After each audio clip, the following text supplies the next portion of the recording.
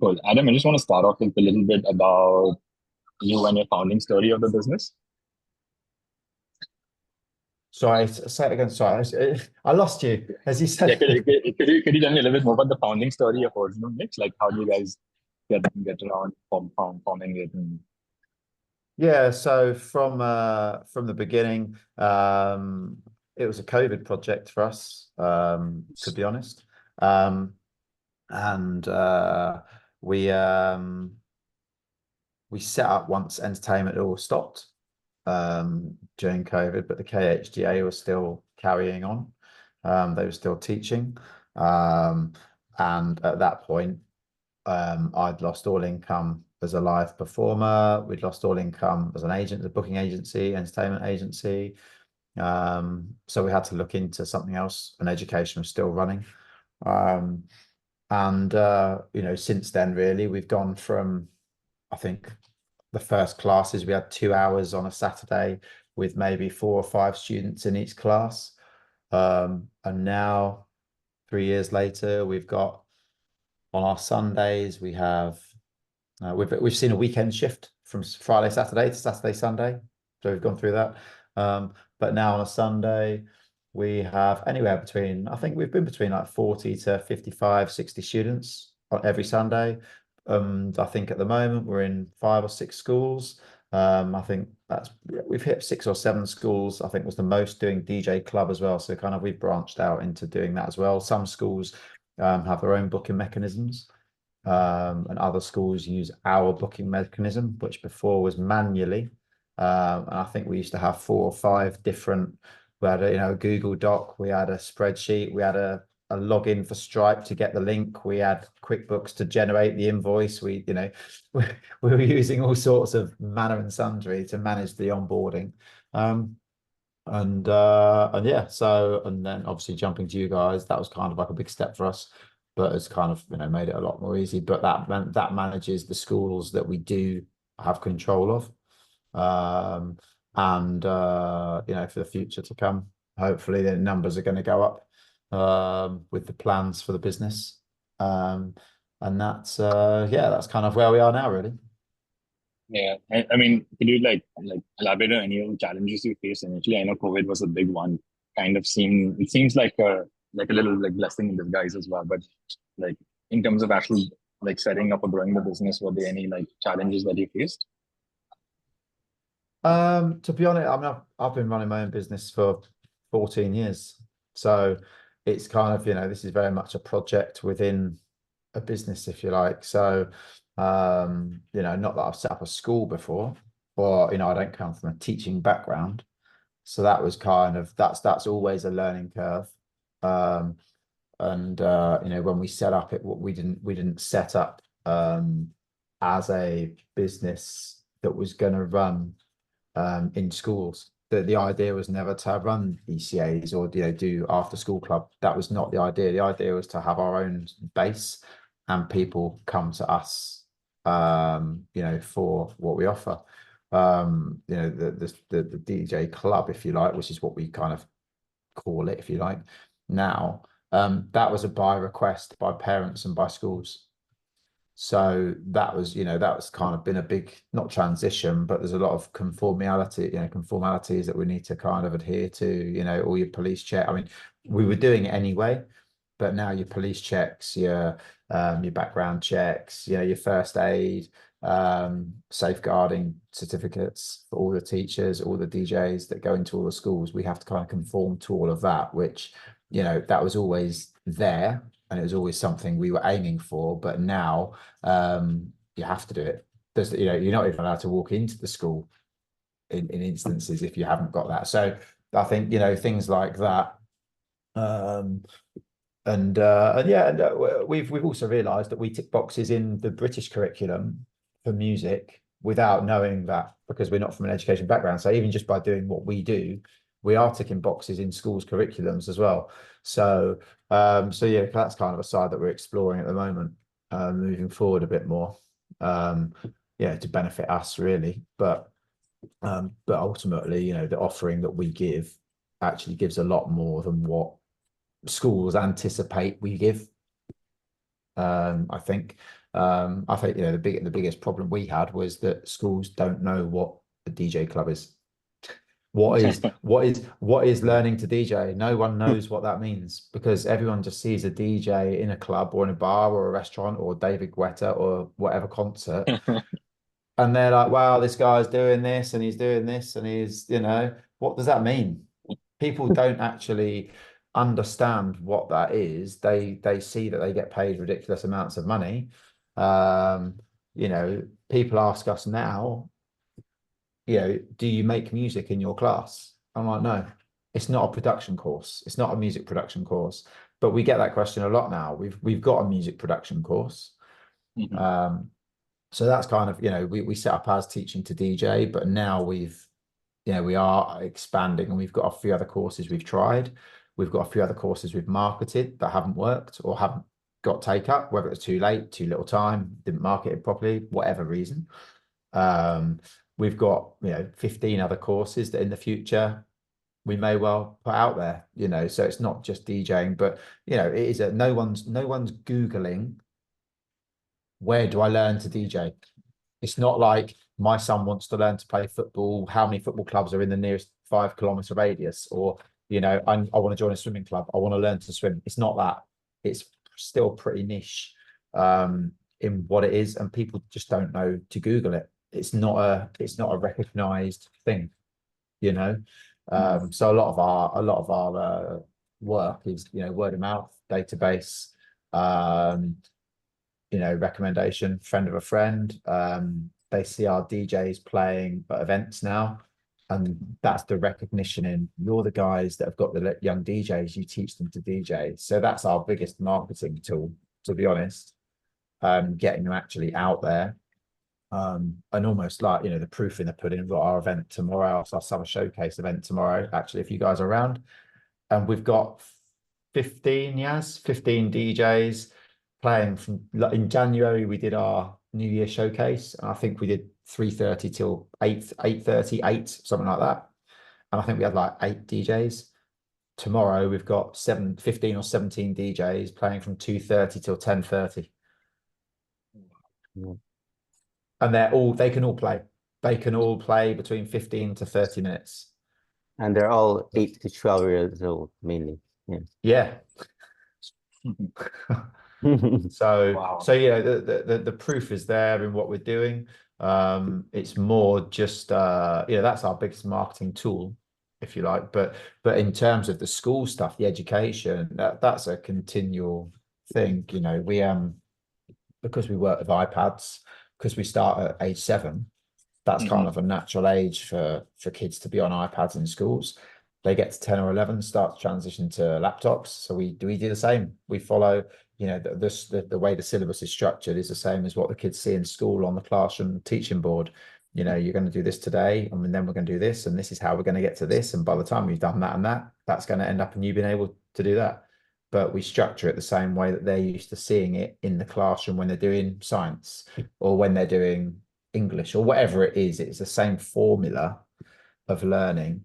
So they're used to seeing it. It's not a foreign language to them, sitting in front of a screen, letting them to get on with it for 10 minutes and just practice for 10 minutes and having a go. That's completely fine, So we've kind of learned a lot in that sense.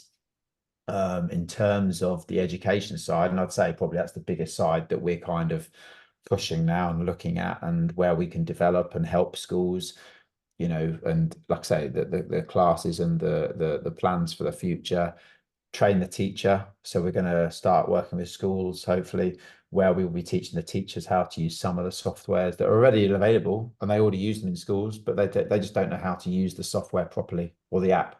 We're speaking to schools about going and running parts of their syllabus for them, where we've got specialists that can cover that topic in that particular term or whatever it is. So there's some interest there. So yeah, it's certainly kind of grown from just teaching people to DJ. And like I say, there's music production, there's we chat about the marketing, we chat about the whole music industry, really. But yeah, the fundamental is the DJing element, the production element. Electronic music, I think, is the fair, safe way to say it.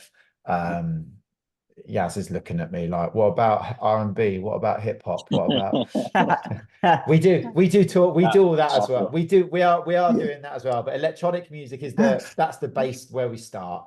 But we're doing, we are doing turntablism in a couple of weeks' time. So we're bringing vinyl decks in. We just went record shopping a couple of days ago, just to show the kids, show the adults where it all came from, let them have a go, and just kind of develop that skill, because it's a different skill set. So we do kind of touch on that as well. But it's yeah, I'd say if there's the biggest learning curve, our biggest learning curve is the educational side. And people, and the thing that I have to remind people ultimately, which kind of ties in with what you guys and what all of your schools are, at the end of the day, we're a school. The DJ playing on a stage, in front of 1,000 people is amazing. Don't get me wrong. And the parents are happy, their cameras are out, the DJ sees them happy, and they see all these people going crazy because they played everybody's favorite song, the same as every other DJ, but that's cool. It's a big sound system. There's lots of lights, blah, blah, blah, blah, blah. And then you go, but we're still a DJ school. What it all goes back to is it's all great. It's amazing. He's really great, but he's also worked really hard to get to that point. And behind that, there's Yaz, there's me, there's 6 DJ teachers, there's syllabus, there's all this stuff, which everyone forgets about when it's something like DJing, because you can learn to DJ at home. You can go and see a DJ in a club and just keep going backwards and forwards and watching and learning and watching and learning. You can, or you can go into a course and actually learn it properly. So that's the kind of trying to educate people that there is a process to do that, and anyone can do it. But the kids that are doing it tomorrow have been learning anywhere between realistically 6 months to 18 months. Yeah, but they're also you need to be patient with music. I've always thought them like a little tone deaf, like never figure out much of the beats too much myself. but it's one of those things as well that I say 6 months to 18 months loosely, but it's the parents, a lot of it is the parents' time as well. Like our community now is super strong. That's the nice. parents community, they're completely behind us. So, and that's a big part of what we do as well, and as well as the DJing, it's great in the classroom. Quite a lot of them have bought decks, so they practice at home now, like any other instrument. And I'll be very open about that. It's like learning the piano or the drums or guitar. You got to practice. But we do get these other events, these other gigs. They're real gigs. They're real events. They're what I would say, family community days, or there was a big event, Ravertops, a couple of weeks ago. They're playing on real stages with real equipment, with people that are paying to be there. And we're getting these guys opportunities to play. So I think, and parents do buy into that. And when we first set up, I think we were taking inquiries from parents saying, how much do we have to pay you for my son to take part in that event? And actually, the reality is not all of the events. So half of the events are educational events, and half of them are paid. But 50% of them, I would say, a fair 50 or 60% of them, we actually pay the young DJs to play, because that's the real world. You put in the time, you put in the effort. We're artists. Yaz is a DJ artist. I'm a sax player. Like, you don't get my time for free. I'm not going to play at your event for free. There's got to be something. And don't get me wrong, it's not always monetary. It's not always we're going to pay you cash. Like we did Mina Football Cup, which is one of the biggest growing football festivals in the region. And we had, I think, 3 or 4 DJs play this year, about 10 last year. And Mina couldn't pay us. They didn't have money, but they made sure everyone's kind of got branded caps, boot bags, wash bags, T-shirts. There's something that, their time is respected, basically, because that's what they can afford. So, and again, they're all educational, these events, which is what it actually comes down to. So yeah, there's kind of, the event side, the learning side, and then we do try and mold those two together as well. But the event side is something obviously from my background, and the team, we're all events based. So the actual live event stuff is the easy bit, because we've been doing that. Yaz has been doing that for 25 years. I've been doing that for 25 years. That's just normal. The education part, the hardest part for the DJs is, as a professional DJ, how do I explain what I actually do? And because the equipment is so basic compared to what we use or what you see or me use, they all learn on that as well. But we also start with very basic stuff. It's for a DJ to go, I don't actually know how to use this because it's not what I use, you know. And then an app, you're DJing on an app, not on a full-blown DJ deck. So the DJs have to learn again as well, you know. So, you know, the educational side, it's for the DJs and the kids really, but it's a lot of fun. I can say that. Yeah, yeah, yeah. That makes sense. I kind of hear you. Like the whole school element is something that you guys have picked on in the last 2 years. I just coming back to like Classcard, right? Like I'm hearing like marketing and like education is a large part of bringing in customers, or like that's an area that is still gray. Like there's no proven trodden part for that. Is there something that Classcard doesn't do for you now, and maybe Yaz, you can chime in, that you'd like it to do for you? Well, I'll say first, Yaz, and then Yeah, you go can ahead. come in because you're there actively. For Yeah. me, when we decided to implement this system, like I said, I spoke to a couple of others around the world actually, you know. But again, it helped because you're kind of local and know Peter, and you know, for me that was a big tick. But it has become, if we look at the system we had before, it has become more clear that the booking process, because we're a school, and this goes back to the school element, this has to be a no-brainer for a parent. As soon as it becomes difficult, the parent is not going to click book. And the thing that highlighted that is all the school clubs, the ECAs, where you have to scroll 3 times, go through one link, then get to another one, click again, go through another one, click again. You might not find the word DJ still, and then you go, do you know what? I'm just going to put ballet. It's right at the top. I'm sure we've lost customers in schools or parents in schools because they can't be bothered to scroll through the umpteen pages, and the school systems are also different. They're just not user friendly because the school system is trying to do homework and this and that. The school system is trying to do so much more, and it's actually massive. You know, it's a whole world really. So for me, the thing that, and this is what I was saying to Yaz with Classcard, we still aren't there yet actually because you can't click and pay there and then. We still have to have that fine element of, can we confirm the time with you before we want your money? Because we've only got one day and we need to make sure the student is going into the right time of class. So we can't accept, I don't want to accept that payment until that you've agreed with us that you're happy at 2 o'clock or 11 o'clock or 4 o'clock, because we only have one day of classes. Now, in September, we've got a venue that are going to be working with us, a brand new school, and they've given us a space, and we are going to be able to run classes 7 days a week. So we can then run beginner on a Monday at 4 o'clock, intermediate at 5 o'clock, advanced at 6 o'clock. Then we can have the same on a Wednesday, and we can have the same on a Friday, and we can offer people, we're running these classes, which day is best for you? Click on it, pay for it. You click on it, you pay for it there and then. So the payment thing will be more fluid as well. At the minute, we're not even at that point because we just need to make sure that the time works for you, because we're only doing one day and we don't want to lose that person because we can't do the right time. So we'll try and make it work. Whereas, you know, the guidelines for onboarding to parents that will be communicating from the summer with these new times will be very different. So when you say, sorry, sorry, Pratik, just like when you say you have only one day, is it like the timing is basis their level or just basis your availability?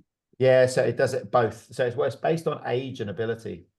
But because, for example, I think we've got 8 hours of classes, let's just say at the minute, but only 2 hours of those are actually brand new students. So all of the other students have been at the same time for a year already, or 2 years even. So for us to move those times, some parents can, but also Sunday, we know some of our students do 5 or 6 activities every Sunday. And they literally go from here to here to here to here to here. They can't change that time because in their head, that is the time for that activity. So they can't then move that time. So we're actually fairly limited with that. So we can't just take people's money because we've got a slot at 2 o'clock, because that might not work for them as a beginner DJ, in which case wait till September and you're going to have options of like 4 or 5 days to join the beginners classes. And once we're offering that, in my head, again, I need to get to that point, but in my head, hopefully then you can click on the day, you can click pay here, here's the payment link, registered, and it's show done. up.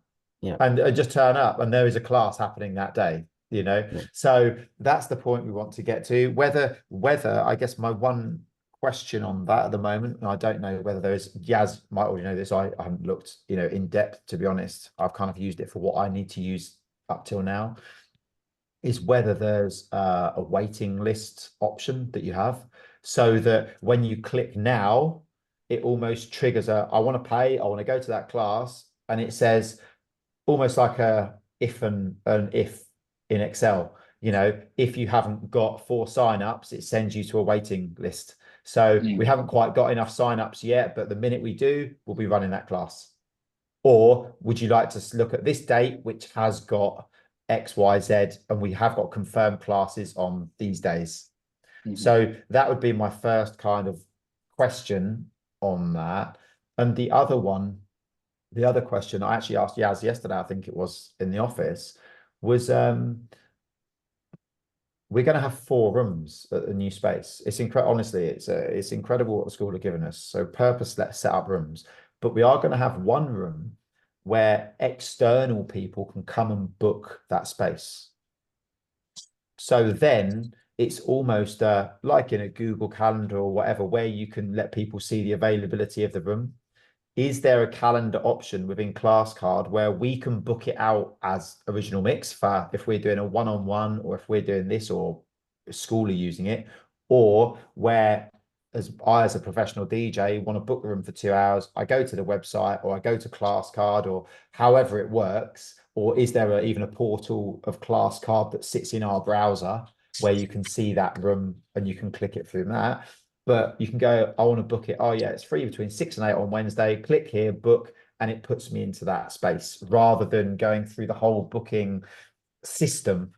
It's almost a different booking mechanism, but whether there's some kind of capability for that to work as well, where they can pick the time of the class rather than us allocating a time for the class from our side. So that was just something I asked Yaz yesterday, and he said, I don't know, we'll have to have a look at it. Yeah, no, these are slightly complex workflows. I've made note of this. I'll have my team just coordinate. Both are possible. It's just not it's not straightforward, right? So the system is not very it's something that will just help you with. So the waitlist one is also possible. You can keep a waitlist up to 4 seats, and then once you have 4 seats, you can just disable the waitlist and confirm that into a class. That's one of those things. It's not the most refined way to do things, but we can probably get on a separate call where I can walk you through it and you can give me your thoughts on it. The second thing is the booking thing. So we are currently working on an out-of-the-box facility booking module. That'll be very well before September. So I would recommend you do that. There's a workaround mechanism for that, but if you don't need it before September, I would just. So that's the second one we were saying. So there will be something that works with Classcard. Then is it? It's like a sidearm. No. You can. The workaround is you kind of create a staff member as a location, and then you kind of determine the open hours. And what we're working on currently is that we're extending this functionality onto locations as well. So that'll be just perfect for you. But if it's not something that you need immediately, then I would request you to hold on until we have the. No, this won't be till September. August, I imagine. If I can get it going in July, August, I can make revenue from it. So I'm not going to say no, but we could always do a manual system up until that point as well. Oh no, yeah. But that system, just touching on that then quickly, if we did that system, the user would have to sign up create a Classcard membership or profile first, and then they could start booking those rooms, right? Yeah. Okay. So it'll follow the same form, right? You can customize the form. So whatever what is the minimum information you need, you can just make sure that happens. Yaz, that's a great database tool then, right? Yeah, if we can for sure. capture, if we can almost capture DJs, or whenever we go to events, we can almost create their profiles for them, because DJs will be useless at this, just being very honest. Yeah. But this is not what they're good at. But we can meet DJs, we can almost create profiles, or the office can create profiles for them, give them their username and login. They can log in, their profiles there, and say, guys, the facility's open, start booking. Yep, for sure, 100%. Like But it'll then we got the streamline the database, process. Yeah, and then we've got for the sure. database of DJs for all the other bits and pieces we're planning as well. That's why I'm thinking of pushing that maybe as a way to drive people through Classcard then. Yeah, Okay. I'll just let Mahima know, and she'll guide you through this the immediate way as well. So you'll have the option if you want to try it out. Anything from your side, yes? Yeah, because I was like, before Adam and yourself jumped in, I was talking to Sumya and Saida about I think the blog that you mentioned in the beginning when you came in, and then they showed me one that was it passion fruit, Sumya, right? Passion fruit, I yeah. showed that, Yeah, passion video. fruit. Yeah. So basically, that's like a landing page that we can kind of customize for us, right?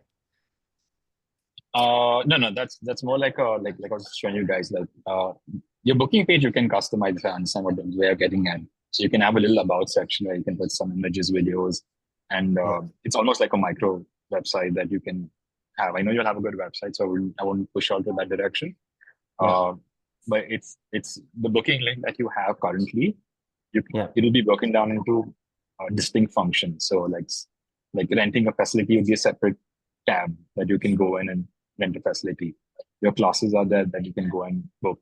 You could even enable one-on-one bookings. So if there are takers for one-on-one classes, you could have your working hours set up, and only the empty slots will be available for one-on-one booking as well. With all the complications of packages inbuilt. So for example, if you want to allow them only once a week packages, or like private packages that are slightly more expensive than group packages. So all of that also kind of builds into your booking page. The example that I was showing you, and I think Adam was also on the call, is more like a page that we are building for you on our website. And that's primarily to just educate, more like cross-promote from an SEO point of view, but also to educate like potential customers who come onto our website, like how, like people like you are using the system to their benefit. So like Suraj, like a quick question. So like how well is the like meta tagging in terms of like all the, like for example from the landing page, like I want it to be, not say I want it, at least I want it for Adam, because like one issue that I kind of noticed from Adam's original Mixed DJ's website is the meta tagging in terms of like Google search engine is not that great. So like how efficient is the Classcard landing page, so so that in future we can kind of like get noticed from like search engines and so forth, like is that something you're already on? Yeah. So your online booking page automatically has dynamic metadata. So Adam, just to bring you up to speed, metadata is nothing but like small, like a summary of your website or your web page that you inform Google. So scanning through the whole page, they just first scan through the metadata and understand what's going on. Now, unfortunately, like the stat is like, it's quite crazy. Like around 80% of the pages don't have metadata or have like incorrect metadata. That's just how it is. Including us. We know it. We're working on it. So like Suraj, is there an option to like attach your, like for example, if we set up a Google Analytics code, is it possible for us to attach it to Classcard so that we can kind of like check? Yeah, so we can do that. There's something known as Google Tag Manager, and I'll send you a little piece after that. What you can actually map out the entire customer journey. So if you're redirecting, if you're diverting potential customers to your website, you can see their journey from their website to the booking page to the checkout. The whole experience can be visualized. Even though the booking page works on our like we host it and we maintain it, and that's just an architecture thing. But you will have complete visibility on the entire customer journey. And like they came from YouTube, they came from Google, they came from direct link. Cool, nice. I have a question then. So in the same way, does it benefit you if we mention Classcard? Does it, I'm not the tech guy here at all, so excuse my kind of ignorance really, but does it work the other way as well then? where absolutely. if we start tagging you, if we come up with your tags and your kind of stuff, this is all backlinks, right? Which is what I understand it as. So the more those all kind of join the dots, then you get found more, we get found more, and the whole thing kind of talks a lot more. So that's something we can help. Like on the website, we can put your logo, we can put all of that on as well, you know. Yeah, that'll be extremely helpful. No, but we'll help you with that. So what I'm getting at, I mean, I'll give you a quick analogy to understand this, right? So imagine an apple.com linked to original Miss DJ, right? Like immediately Google will pick that up and say like, original Miss DJ is a reputed provider. Let me rank them organically higher. Now, this is an extreme example, but like even the fact that like we work together and like I send link to you, if you follow it back, it kind of validates the link both ways. So it just helps both of us. But even the fact that we're sending a link to you from like Google has something known as they check the domain authority. They have a rating on 100. You can actually check your current website's domain authority. At minimum, it should be 25 before you start any Google ads. Because before, like, if it's not 25 and you're spending money on Google ads, Google will not prioritize your business. Going down. Yeah. So you can. Yaz, do you know about? Yeah, so Yaz, do you know about this? The website domain authorities. Do you know all this stuff, or like, not so much? Roughly, because like I do Google Analytics for like a lot of things for many years, from websites and BeatStars and integration. But in terms of the 25%, I haven't really looked into that. So like if Suraj like if you send me a link, we can probably check. I'll send that to you. And like it's even if it's not 25, you don't have to worry. Like these things that we do right now will help you. Like once we currently we are at like 47, which is wow, good. Yeah, so we can like the fact that we link to your website will also like let Google know that like this is a legitimate business. Cool. That's one of those things. And just in that then, like as Classcard as a business, obviously like this is the registration system, right? This is what you guys kind of, but are you linked to other businesses that are, I want to say, in a similar IT ilk, or, you know, you've got a business for Classcard that does this, but there's another business under the same umbrella that does that. Is there other ways and means where Classcard, you know, or that we can, you know, kind of mutually gain anything in that, or not? Is Classcard for, you know, for the moment? Yeah, for the moment we still like we want to be like vertically focused onto the you know, like the whole class registration part of things. And it's the whole Pandora's box, like so many nuances. Like I'm sure you understand because of the number of various types of registrations you're taking as well. So the focus is that like we're still horizontal in the sense that like say we are working with a DJ school and at the same time working with a tennis school. So like when we started off the business, we never imagined that we'd be able to service such varied customer personas, but we're doing that. Great. Yo, Suraj, is there because okay, for example, back to the database, right? So now, for example, like Adam has a database of like, let's say 100 customers, 500 customers in future.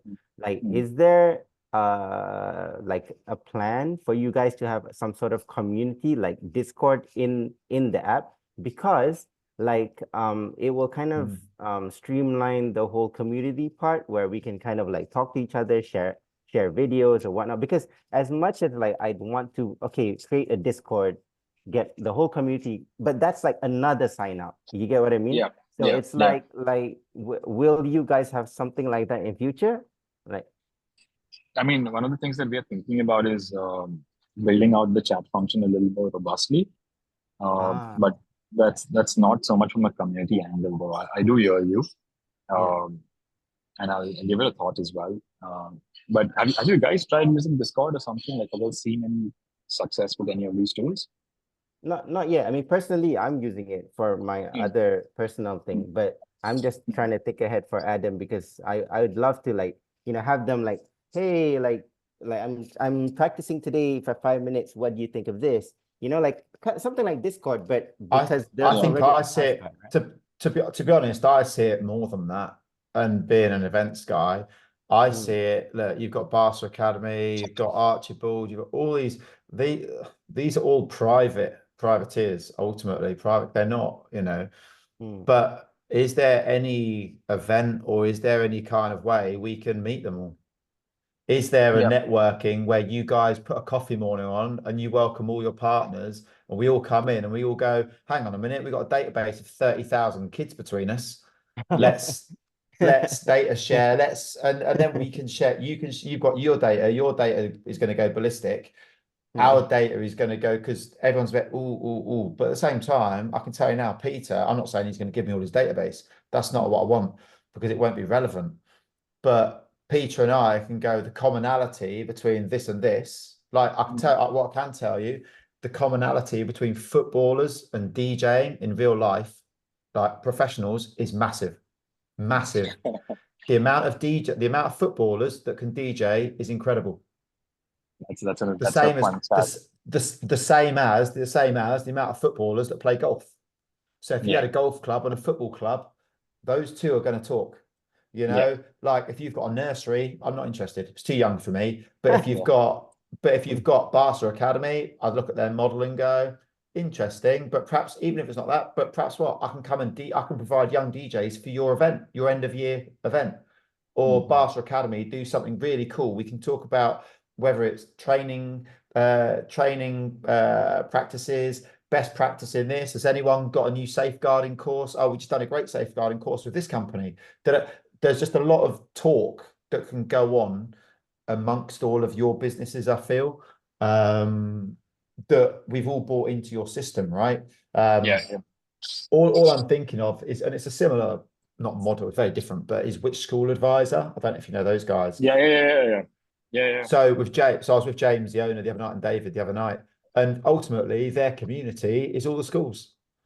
But if they put on their event, then coffee morning, literally, you've just got all the headmaster. I mean, literally, it's incredible. You've literally got everyone that's in control of however many students in Dubai, all in the same place. And then they do an event for all the parents as well, because that's actually their market. And they try and do that. And I just think, you know, with your, you know, you're growing ultimately a community of business owners, schools, and it's kind of, this is just part of it, really. I think is, you know, you tweak it for each business, I understand, but ultimately there is a driving point that I'm sure all of us want to be able to go as quick as I can get a parent to go book. Ultimately, that's the goal, right? From here to here, and finish that transaction. We are doing that. In fact, it's good to bring it up, because we're doing like this whole community like road mapping together. We reached a point wherein we want to like crowdsource almost our next features. So we will be doing like an in-person event where we kind of like invite everyone to like kind of chime into our like roadmap in terms of what the software should be looking at in the next few months or years. I think you'll get invite us, Suraj. Of course, 100%. Well, and I think you'll get a lot of feedback as well. Once, for example, and I'm just looking at the website now. Once, you know, I chat to Barca Academy, and we'll go, wait, we do this, or we do this. Well, actually, that would work for us. Well, what about that? Do you know what I mean? And I think actually it'll probably end up making your lives, probably in the long term development state, it'll probably make it easier to a certain extent, because we have got this common goal, but we're looking at it one way, they're looking at it another way. And you know, so but I'd be interested. I think I'd be interested in that side of it for sure. 100%. So, I'll actually like take some advice from you in terms of how to like do it and to kind of maximize attendance as well. So I'll bother you separately for that. Just a few more questions. Sure. I think, Yaz, if you could quickly, or even Adam, if you could just, like, I know you already touched upon some of the benefits that you see from Classcard, but if you could just like articulate maybe one or two main benefits. Sorry, it broke up. Sorry, Suraj. Go ahead. Could you just like you already told me some of the benefits you see by using Classcard, but if you could just like articulate one or two main benefits. I'll do a couple, Yaz, and you can do then a couple on more like the parent, just from your side. My, you know, as an owner, the main thing for me, like I say, is consolidating the booking process. You know, from a complete startup where we had, like I say, a Google sheet, an Excel sheet. Then we went into Stripe and created the link, and we sent an invoice from QuickBooks. So we have to have 4 windows open to manage the process. And WhatsApp. So that's for me, that is number one. And this now, because it's in a database, a CRM, it does consolidate all the data now. So we can pull the data as well. Whereas I didn't have that before because it was scattered, it was across 4 different systems. The other one as well for me is, and a big one for me, is the integration of the Stripe and the invoicing. With now that we've got a new accountant, so I think you've spoken to them, financials, who are based here as well, IT based. So again, for me, that was new this year, by the way. Previously, we had old school accounting, all manually reconciliation and stuff. So this would never have worked actually. So as a business owner, the fact that, and I oversee accounting, but the fact that that consolidation happens and it works, it not only makes my life easier. I know when Yaz has sent the invoice and it's paid, it all shows there. It's mirrored in the financial. Those guys are super happy. We're happy. Those 2 things for me, I think, are probably what I hoped it would do, and they've done it on a functionality. And then Yaz probably on the parent side. Yeah, it's exactly that, because when I first joined, I was like, so Adam was showing me, hey, so this is our registration form, right, on Google. And I'm like, okay, great. Hey, here's our Excel sheet with all the information, your emails and blah, blah, blah, blah, blah, blah. And it was all very, how do you say, kind of jumbled up and confusing. You got to go to this sheet and that sheet, and then invoices another place. You got to look at the email, blah, blah, blah. But on Classcard, when I finally got everything together, especially for this new term, creating the subject, sending them the link of, all the subjects, and then just getting all this information out, like just one link out to WhatsApp, be it via Classcard on the app, straight on the browser, or I'm setting it, manually somehow, some way. Next thing you know, the payment's in, Adam sees the invoice, I can get them in their classes. It's convenient, so it's like, I can see how it can definitely benefit Adam in September when things start to become a bit, how do you say, different in terms of the whole individual booking process.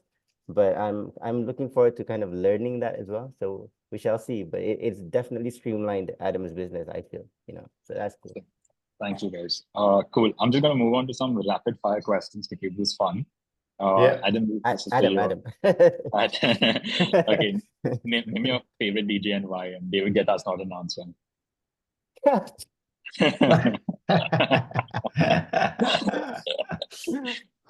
I'm going to give another. I'm a musician, not a DJ. So I studied music. So actually, I'm a music lover. I'm not a DJ lover. I love music. So favorite musician. My favorite style of music is kind of funk, so Average White Band, Fatback Band. So it's a very funky kind of 6 or 7 piece band with horns, saxophone, trumpets, cool rhythm section, that kind of stuff. But again, I play saxophone. When I came here, I got labeled one of the sax players that plays with DJ, and I've played with, big name DJs, Nasima Beach, Head Candy, Cafe Del Mar. I've done a lot of that, so I've learned all the music in that sense. So, got it. Next question: when do you know you want to be a musician? I started going to music school when I was aged 4, and I was dragged along by my parents. My brother's a musician. My brother started as a musician, and I was dragged through music school. And to be fair, do you know what? I quit my full-time career 13 years ago. So 2012 is when I became a full-time professional musician. Wow. Full-time. I was a musician in London, but I wasn't full-time. Professional full-time, 2012. Okay. Next, about the business, where do you see original mix in the next 10 years? Good one. Wow, good question. Again, I'm not sure I can talk about it at the minute, to be honest. I would probably ask that as well, but I haven't asked it yet. Good one. All right. Okay. Cool. We're going through some changes for the better. That's what I will say. Look, we're going under investment. Hopefully, that's the plan. So yeah, that's the plan, and we've had good progress this year with that. and Classcard. The finance, the accountant, the new accountant, that was part of that. Getting you guys on board was getting that. So we've got it to show the investors that it's not just this, like Yaz said, it's not this 4-page, I don't know what I'm doing anymore. It's a system, and that's already running. It's all up and running, ready for, and yeah, we are targeting September to kind of start the next progress of the business. But yeah, look, I'd love to say international. I'd love to say not, outside of this country.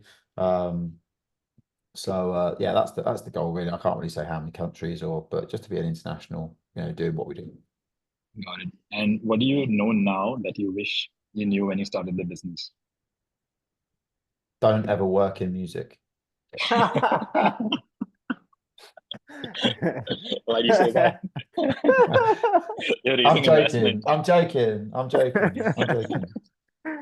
No, that is a joke answer. What do I wish now that I had? To be honest, no, my point of view on it is you're either and I'm not saying entrepreneur, but you've either got the flair to go and do something, spark to go and do something yourself, or you haven't. Some people haven't, some people have, but it's not easy, and I think that's it's a whole life shift. It's not, you become reliant on yourself, which is great, but at the same time, it's not always that straightforward, but what would I know? I'll get back to you on that. I'll get back to you on that question. I'll give you a real answer on that one. Got it. Cool. Last question. Your favorite pastime or a book recommendation? My favorite pastime or a book recommendation. What do you feel like? My pastime. Look, I love watching my son grow up. I'm a keen tennis player with Archibald. There you go. I'll tell you a quick story about Archibald. So I haven't played. I used to play at a high level, and I sent Peter a message a few months, beginning of the year, saying, look, I want to get back into it. I've been lazy. I've not been involved for a while. And Peter said, great, I've got this great new coach. And I was like, yeah, great. So he gave me his name. And this new coach used to be on he was an LTA, like Women's World Tour coach. And I was just, and I literally fell off my chair. I was like, I just want to start playing again, Peter. I don't want to, But he gave me this guy's number, and I contacted the guy, and he was like, right, what time can you do? When are we starting? I was like, no. I just want to start again, like gently getting back into it. And he was pushing. So yeah, Peter very much screws me on that one a bit. But no, yeah, I'm a big tennis player. I love watching, I love cars, motorsport. So yeah, that's my kind of outside music, very different. Yeah. So last, then I have a follow-on question. Is it would you go for Sinner or Alcaraz? Would I go for Sinner versus Alcaraz? What do you think is better? Well, I can't understand. In terms of tennis players, would you rank Sinner higher than Alcaraz? Ooh. Sinner versus Alcaraz. What's your choice? Tennis players, right? I have no idea. Yeah, but maybe the second. Alcaraz? Maybe, yeah. I think so. Okay. I think so. Okay. Yeah. Enjoy the French Open. We'll know by the semifinals. Yeah, we'll see what happens. Yeah. No, for entertainment value, I think. Entertainment value for watching, I'd say, yeah, for sure. So, but no, like I say, it's open at the minute. There's quite a few new players coming through. So that's yeah. Let's see. Cool. Good. Yeah, thanks, Adam. Thanks, yeah. This has been fun. It's absolutely. Well, no, it's good to speak to you. And like I say, I know you're constantly developing bits and pieces, and it's not, it's not easy with us. I appreciate your whole team when we send stupid questions. And I know there's a lot of information on YouTube. And to be honest, actually, I think Yaz has watched quite a lot of the YouTube. I think you've watched quite a lot of them, right, Yaz, in terms of instructionals and trying to learn. So I know definitely that's a tool for me. I'm probably a bit more annoying saying, I need to do this in like 2 minutes. Can someone help me quickly? That's me. But no, I think to be honest, like I said from before, it's very much what I hoped of it. It is. And now that we've got to that point, and Yaz is, he knows how that all operates. I think now we're definitely in the office. We are trying to look at how to instill the reporting and the other bits and pieces that we want to do as well, you know, like include photos, videos, links to documents. We're you know, I'm sure you Yaz and yourselves will probably talk about all of that to set that up, but you know, that's where we want to take it. But I'm sure that it can do that now that I've seen it and we've spent a bit of time playing on it. So no, it's good. Awesome. It is good. Awesome. Thanks so much for your kind words. Good No meeting you problem. guys. Thanks so much. Yeah. Absolutely. All right. We'll see you soon. Take care. Thank See you, you. yes. Thank you, Have a Adam. great Yeah. day, everyone. See you Thank you. soon. See you later. Cheers. Bye. Bye.